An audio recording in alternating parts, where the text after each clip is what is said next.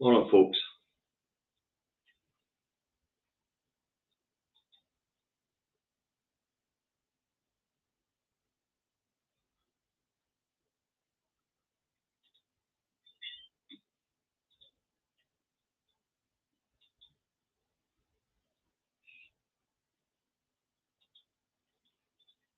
Morning.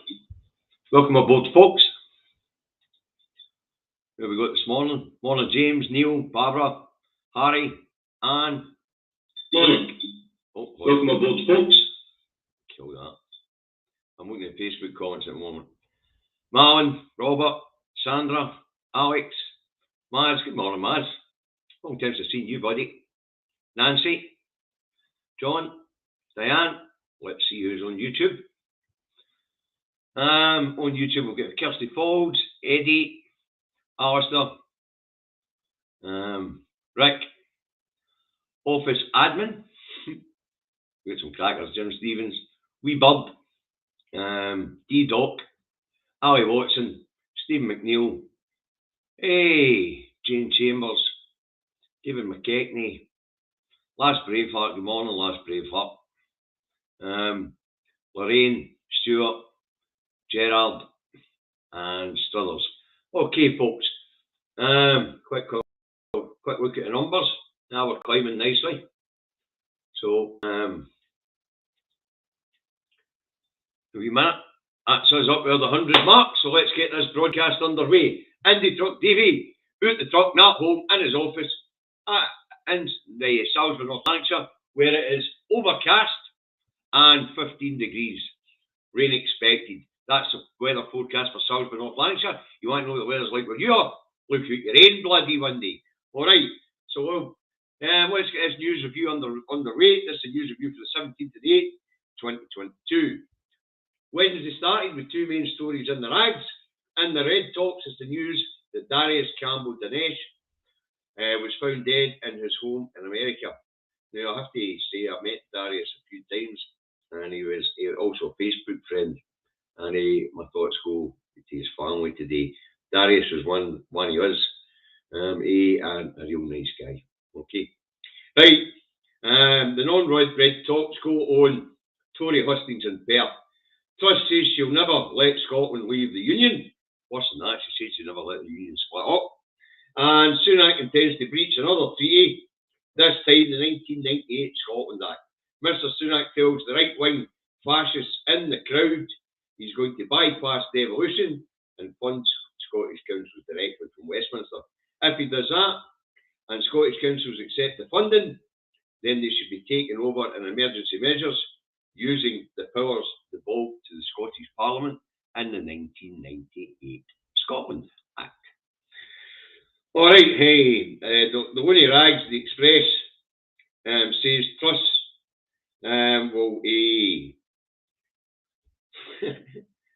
will shoot Sturgeon down by defeating her and the separatist movement at the next election.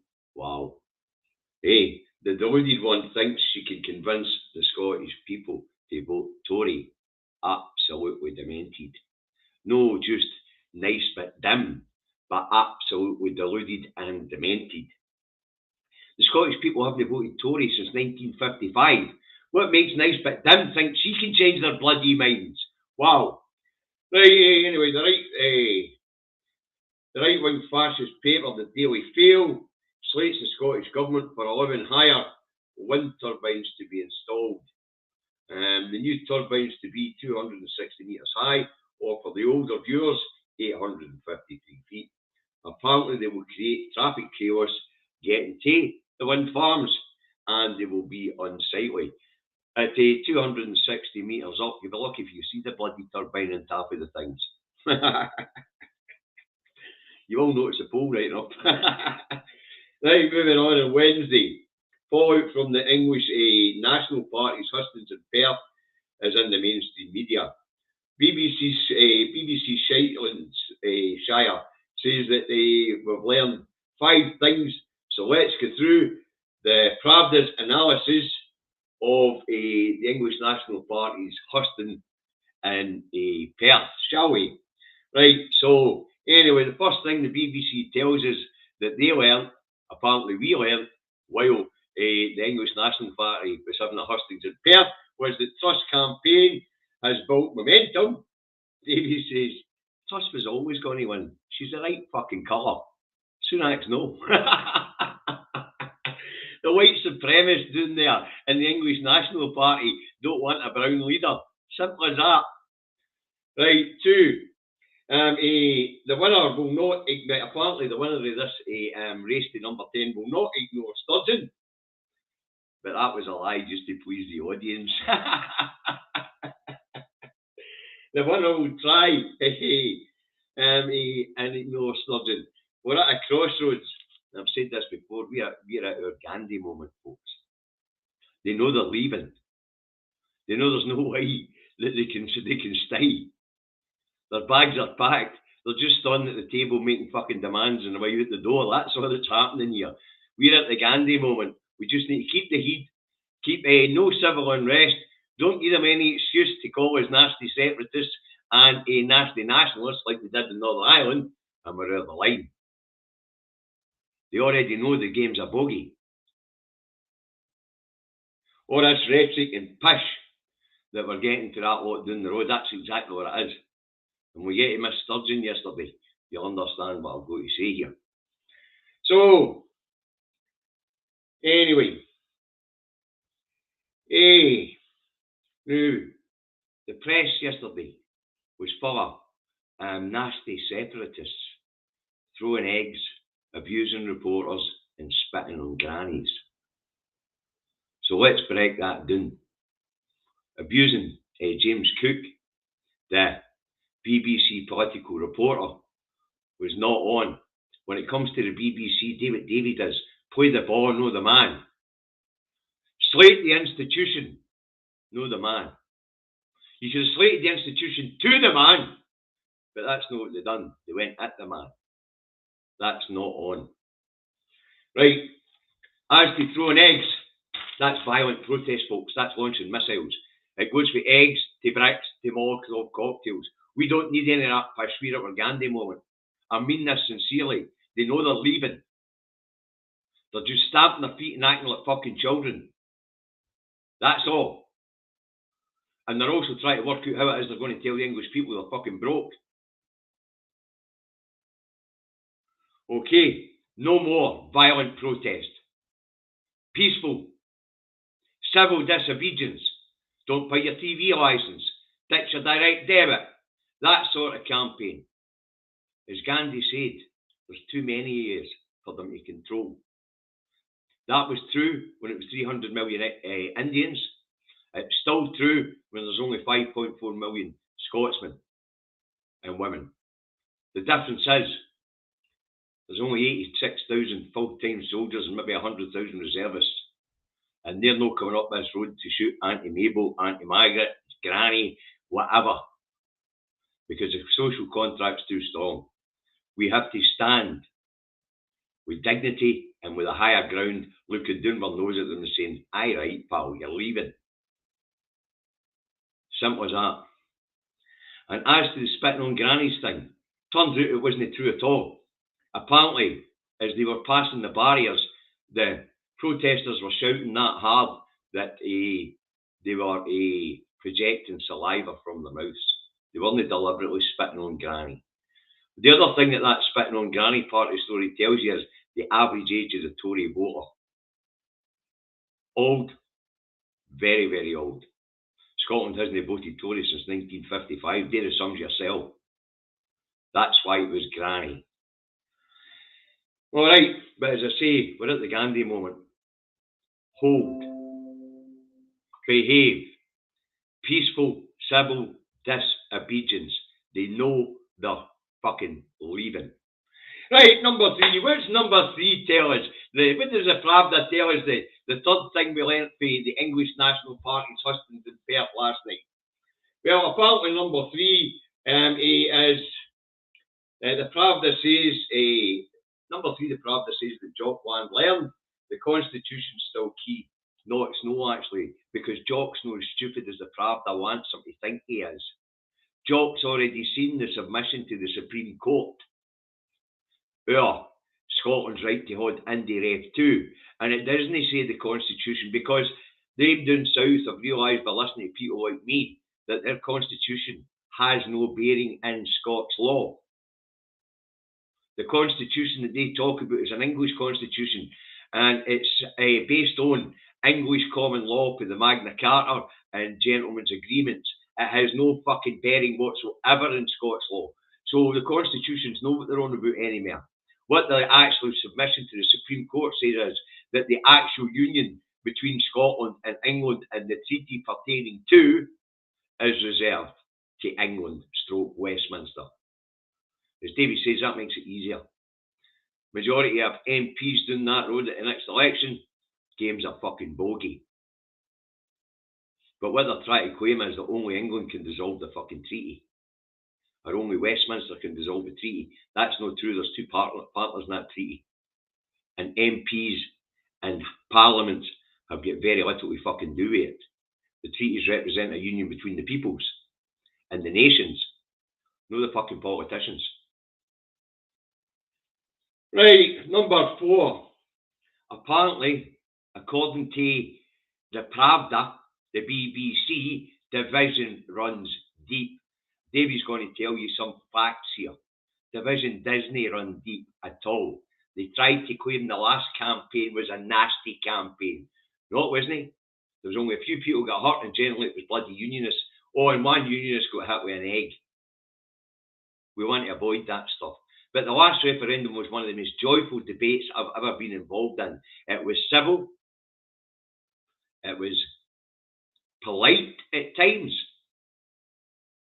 And other times it was a wee bit rude and stupid. But in general, it was a civil debate. It was a lively debate. It was a great democratic exercise. And this pish about division running deep at Disney. It's the same shite they use with Celtic and Rangers and Catholic and Protestant. They try to claim that divisions run deep there and all. Not fucking Disney. We're talking about 90-minute bigots that are involved in something called football. Mental. There's no deep divisions in Scottish society. We get right down to it. We're Democrats and we're pragmatists. Right, what else? What's at number 5 that Pravda tell us we learn?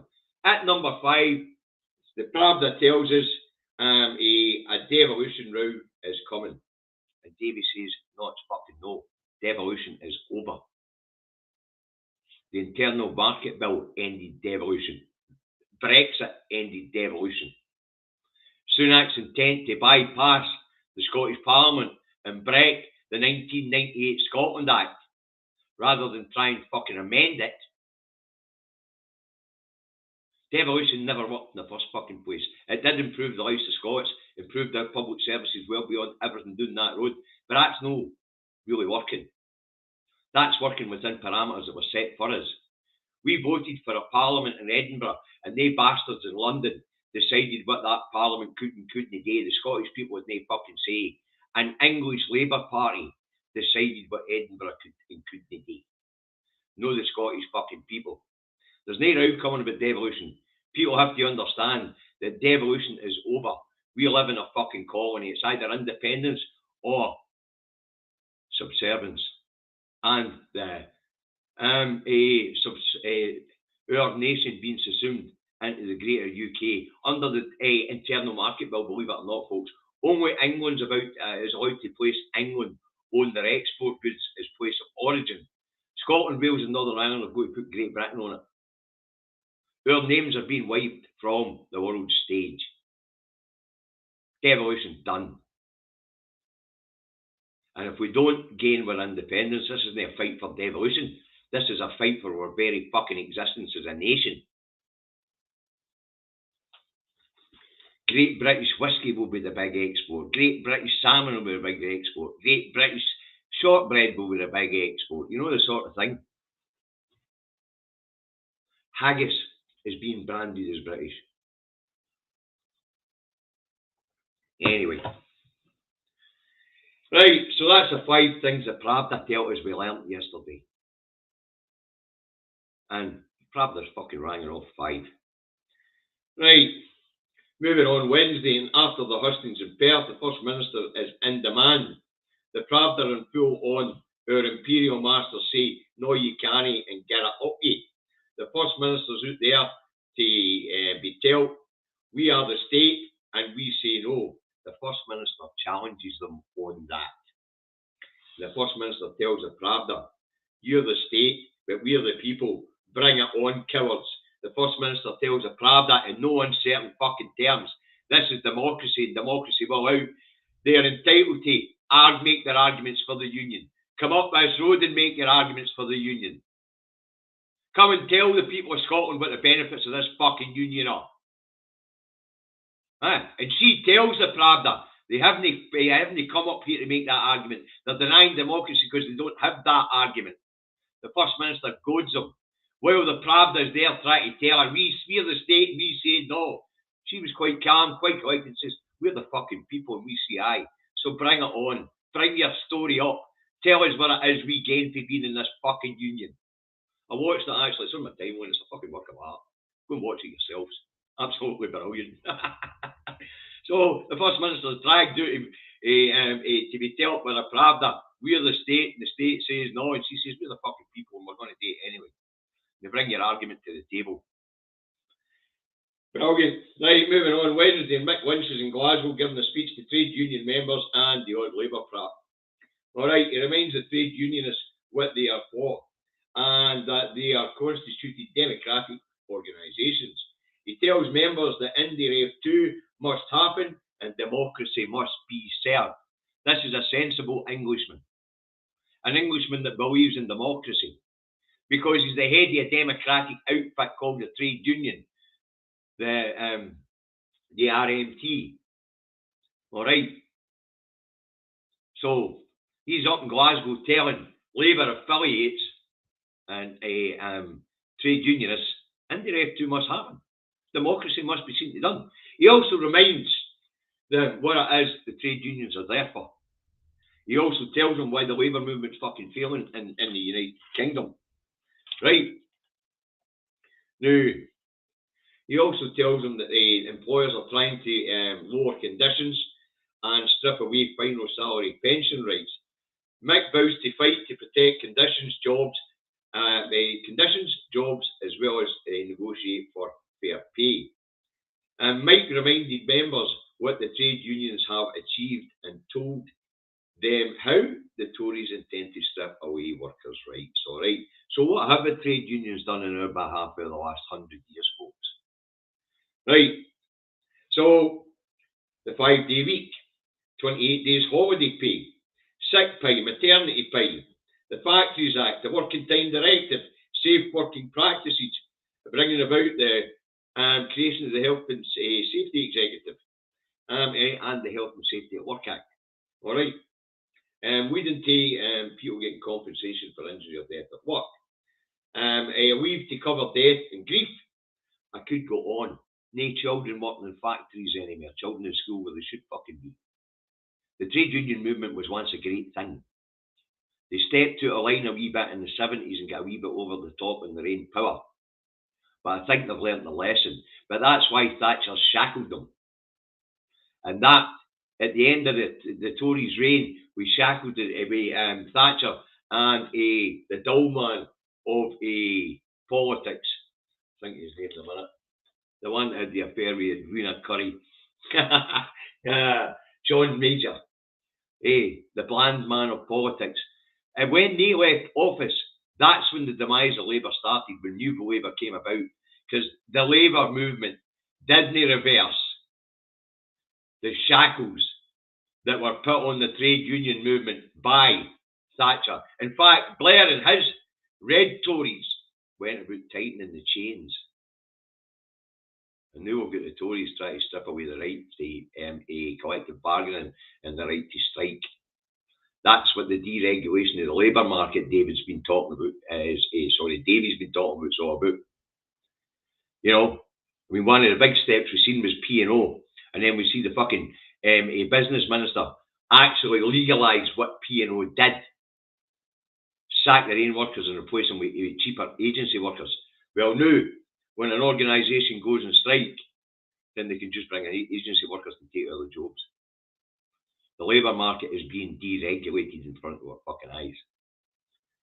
But anyway, Mick Lynch reminds the people of Glasgow what fucking trade unions are about and what democracy is about. Hey, right, so let's move on. Wednesday, and it's revealed that since Starmer ousted Corbyn, Labour have lost 100,000 members across the UK, and Labour made losses of 5 million in dues and revenues in 2021. Starmer is bringing about the end of Labour, it looks like it, and Labour are on the brink of bankruptcy. You've got to remember, there have been that many unions who've removed their affiliation for Labour, and members can now opt out for paying part of the union fees to the Labour Party, and that's what's happening. People are just opting not to give money to Labour. Labour are in trouble financially. Absolutely. And they're about and morally they're bankrupt as well. A Labour leader that doesn't come out in support of the working class and workers' rights, you never heard such a thing in all your fucking life. Red Tory. Right, moving on. But staying on Labour, the Scottish branch office manager is given time and the Pravda to demand that the Scottish Government introduce emergency legislation to deal with the cost of living crisis. Starmer forgets the economy is reserved and Scotland's budget is fixed. Or has he? No, he hasn't. He's playing politics with something he knows that we all know. But he's trying to get one-upmanship on it, and that is that shout of shite has Imperial Masters fixed their budget. So this pish about emergency legislation, emergency measures, is a lot of bollocks. Also, he wants to take away the money for Scottish Water and plough it into other areas. Scottish Water is one of the most successful publicly owned companies in the UK, and they better keep their fucking paws off where it is Scottish Water's doing. Because when I turn my tap on, I like to be able to drink fresh fucking water, clean water. I like my rivers courses to be shite free. Right, anyway, where are we? Aye, Sarwar. Sarwar's a bloody hypocrite. As you know, I call him Poverty Pine. I call him Poverty Pine for a reason. He's called Poverty Pine Sarwar because he refuses to pay his own workers a living wage. So here we've got a guy who is part of the problem screaming at the Scottish Government to fix the fucking problem when it's a reserved matter to Westminster.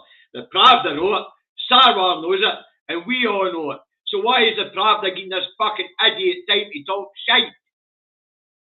But Sarwar is the problem, and he's a hypocrite. How dare a man who has subjected his own family's business employees to years and years of poverty pine and miserable existence demand that anybody else fucking fix it? Hypocritical bastard.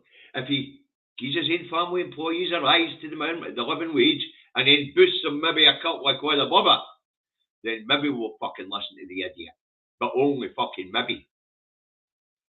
I mean, why the MSM are giving this hypocrite airtime?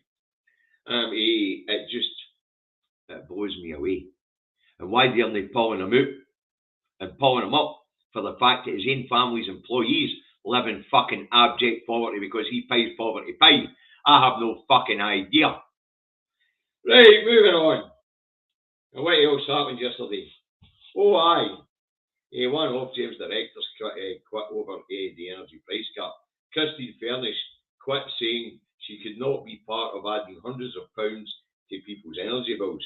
She said the regulator had failed to protect vulnerable consumers, vulnerable customers and consumers.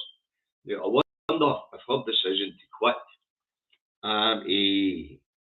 her very public statement on Ofgem's failures has got anything to do with the fact that the Good Law Project and Poverty Action Group have taken Ofgem to court for those very failures. Could it be that Mrs. Furnish is their star witness? Because her public statement yesterday marks exactly the reason why the Good Law Project and Poverty Action Group are taking Ofgem to court. They're taking Ofgem to court for failing to protect vulnerable customers and consumers. Isn't that interesting? Right, moving on, Wednesday. ScotRail tells us that due to the RMT strike, only 11 rail services will operate today, Thursday.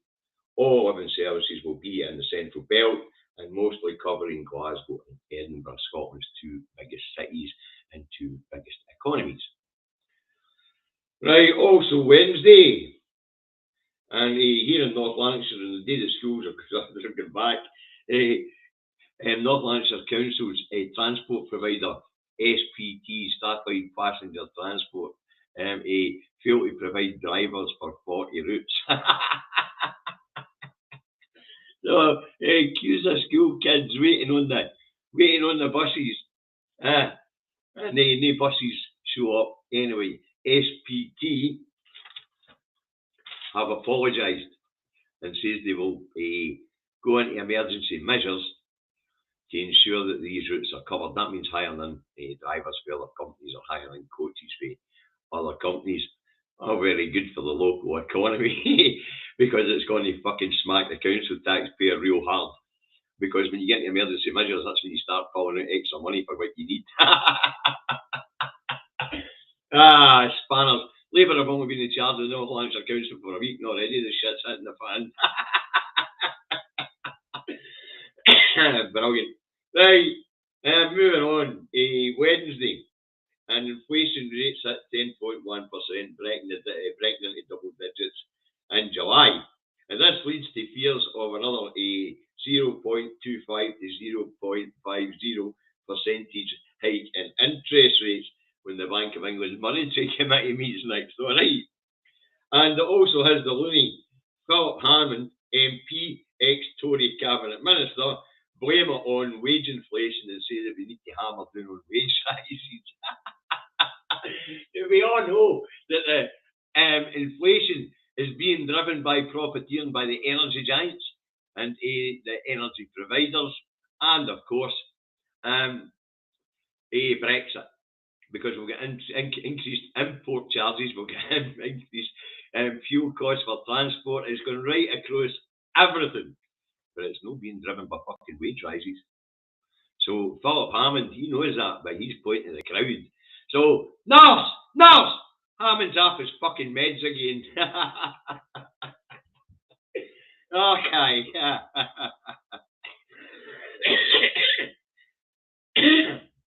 Right, moving on. And the final story I want to talk about for Wednesday is Rwanda. The legality of sending asylum seekers to Rwanda is being challenged in the courts. The Home Office took a blow from the High Court yesterday. The High Court ruled that the Home Office must release advisors' reports on the Rwanda plan. It's believed the advisors advised against the plan on many grounds. They also highlighted Rwanda's poor human rights record on sexuality and the treatment of immigrants and asylum seekers. So that's brilliant. Absolutely brilliant. Hey, new, pretty evil one's going to have to honour the reports that have been suppressed so that the people can't see them, that says that Rwanda is not a fit place to send asylum seekers. And they're wasting our money in the High Court, and it'll go to the Supreme Court because the people are challenging it, saying that it breaks international law on the rights to claim asylum. Because when they're sent to Rwanda, there's nobody processing them to send them fucking back if their asylum claim is upheld. Nobody. Wow. I see. I know. I'll put this one up for these folks. It's I didn't run with this one, but two of the big energy companies, I ran with it the day before. Two of the big energy companies want to freeze big energy producers want to freeze energy prices at today's rate for the next 2 years. That's Scottish Power and Centrica. We spoke about it yesterday when I talked about Sarwar Starmer and his stupid plan to freeze it for 6 months. Okay, right, so they're the subjects I picked out to talk about yesterday's news. I hope you found it entertaining and I hope you found it informative. And one thing before I move on to paper reviews, the bit I was saying about Scotland being at its Gandhi moment, that's where we are. So keep the fucking heat.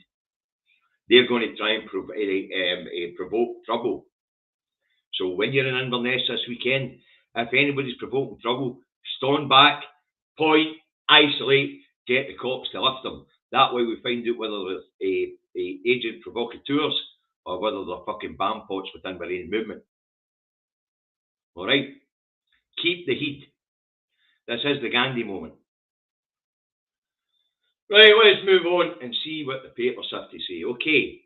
Scotland's papers, interest rate hikes and ScotRail staff balloted. So what we got? Inflation. UK now braced for interest rate hike. Of course, there's going to be a fucking interest rate hike. They already tell us it's going to go to at least 3%. But they're getting it wrong on how quickly inflation's rising. Alright, the Looney Rag, the Express has shock rate surge to fight bills crisis. Well, what a push. Hiking inflation rates, hiking interest rates doesn't fight inflation. It doesn't. Under normal circumstances, it would. Under normal circumstances, we get something called wage inflation. People get too much spare cash and they put pressure on the economy by trying to spend. Prices go up, but production's no there. There's not enough to produce the stuff that people with a spare cash are wanting to buy. So what they do is they put interest rates up a wee bit, takes a wee bit of money out of Mrs. McGumpers' pocket, and it cools the economy. That's not what's happening this time round. It's actually the corporate giants that are driving inflation this time. So hiking interest rates is just a fucking stupid idea. It's not working. It's no helping to fight bills. It's actually putting people deeper into debt and not being able to afford the bills. But I mean, it is a Looney Rag Express.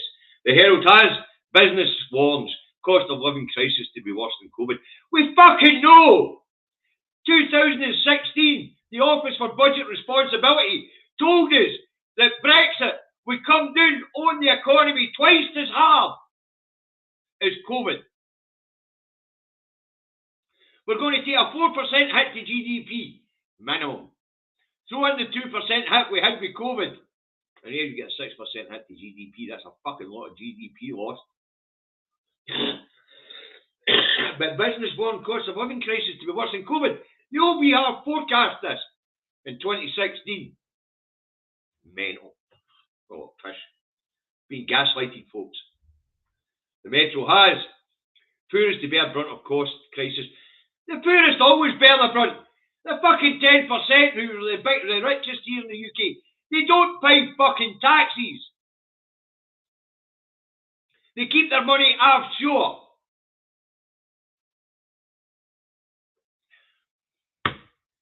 Fucking hell. The poor always pay. The Times has price rises cast out over trust tax cut plans. The IFS kick a trust in the cojones and say, you cut taxes, we can't afford to run the public services. As if trust cares. Welcome back to that one. The Scotsman has thousands of ScotRail staff balloted over strike action. That worked quite right. Everybody wants a fucking whopping pay rise. After all, inflation's getting through the roof. The National has councils must offer a decent pay increase. FM says failure to put 5% on the table amidst strike threats is really disappointing after government issued funds. Well, you know what you do? Take up Sarwar's offer of emergency legislation and just take the councils into fucking central government. Fuck them. Hey, the Daily Telegraph has police told to track down Perth mob. So apparently the fannies that were throwing eggs in Perth are to be tracked down. So if you're one of them, get your ass along to the cop shop and save them some time. But there will be footage out there of these people. And if they're members of the Yes family, they should be fucking well ashamed of themselves. The Scottish Daily Mail has, what kind of monster kills an 87-year-old on a scooter? What type of monster? One that's deluded and one that's out of heat. And the Record has, there are no words, Darius, only love, love, love. Second day of a morning for Darius Ganesh. And what's the Star go for us today? And the Star has hypocrisy special. Work harder, says wannabe PM. Entitled to 13 weeks holiday. Meanwhile, the actual PM is still on holiday. So Truss is wanting us to work hard and she wants to deal with a holiday entitlement and things like that. Alright, so there you go. That's what I've got for you today, folks. I hope you found it entertaining. I hope. Right. So let's get to the usual stuff. Now, there is a campaign on, folks. We're being gaslighted with this pish that will not be allowed to. It is absolute gaslighting. They're hoping that the jocks are just going to shut up, get back in their box and forget about it. That's not going to happen. There's such a public opinion as towards independence. And as we get through the end of this year, no matter what the Supreme Court says, the pressure is on Westminster to actually respect democracy. It's on Westminster for Wales, it's on Westminster for Northern Ireland, it's on Westminster for Scotland, it's on Westminster for trade union movements, that's the TUC and the STUC. So there's a lot of pressure there. They will give. And believe me, there will be a Section 30 order because they want their say. But one way or another, Scotland will have its say. So there is a campaign underway. So partisan politics in your pockets, get your eyes on the prize, learn you how you gonies, and get out there and win hearts and minds. You've only got to convince one person. One. And we're home and dry. So get your head start. I've already got 4. There you go. Anyway, so the how you gonies. If you don't know what they are, YouTube or even your search bar and just put in hashtag IndieTalkDavey and go through the back videos until you see the video that says how you gony. Alright? I did a whole video on it. I'll maybe throw it up on Facebook again. Okie dokie. Right, support the independent media, support Broadcasting Scotland, support Independence Live, support Indie Live Radio, support Caledon Media, support Drew's Radio, support the National Newspaper, support independent bloggers and bloggers. And if they have a crowdfunder on the go, then stick a couple of shekels in the pot if you've got any to spare. These people do good work. As you know, David and I don't really want money for this stuff. The output we do in the 2 Davies and the Indie Talk Davey thing. What we do actually do is hit the like button. If you're watching on YouTube, subscribe to the 2 Davies channel. And if you're watching on Facebook or YouTube, if you like what we do, share it around. Make sure a lot more people get to hear and see what we're saying. Okie dokie. Right, health messaging, as usual. Face coverings in closed public spaces, clean hands and surfaces regularly. That's the last 2 bits of guidance. It's no law, it's just guidance, but follow it. Alright, if you're feeling no well, mask up and social distance. Show a wee bit of social responsibility to your fellow citizens. And if you are a health and social care worker and you're still testing with NHS lateral flow tests, please submit your test results to the NHS so we can get a good idea of how much of this is out there in the community. Alright, ONS will tell us what their studies show at midday today. Now, you guys, have a wonderful day. We'll be back tomorrow morning to round it up before I head to Inverness. I'll see you up there on the march. And remember, this is a Gandhi moment. Civil disobedience, no civil unrest. They know they're leaving. They're just standing at their tables making demands, telling us we can't survive with their broad shoulders, they won't allow us, all that sort of pish. It's like watching a Wayne throwing its dummy out the pram or having a temper tantrum in the fucking supermarket. But they know they're leaving. So keep the heat. The job's done. What we'll go today is get the vote. Now, 4 o'clock this afternoon, we'll have another 2 Davies chat show. And we have no doubt will be waylaid by your comments. Obviously, in my show, I don't get into the comments that much because I would get diverted too much. But on the 2 Davies chat show, then we get a chance to interact with you quite well. Okay. Now, have a nice day. Look after each other. And remember the Indie 2 Cafe charity night and the General Motors Club in Holytown, 24th of September. A ticket price of £10, entertainment, buffet and raffles included in the ticket price. All right. If you live in the area and can get there, please, it's for a good cause. And the money goes to food banks and other charities that help the less well off. And by Christ, there's a lot of them right now, including some of us. Simple as that, all right? So we'll see you all this afternoon for the Two Davies show, okay? We're on at 4 o'clock on the Two Davies YouTube channel, and we also stream simultaneously to our Facebook page. So we'll see you later on. Have a nice day.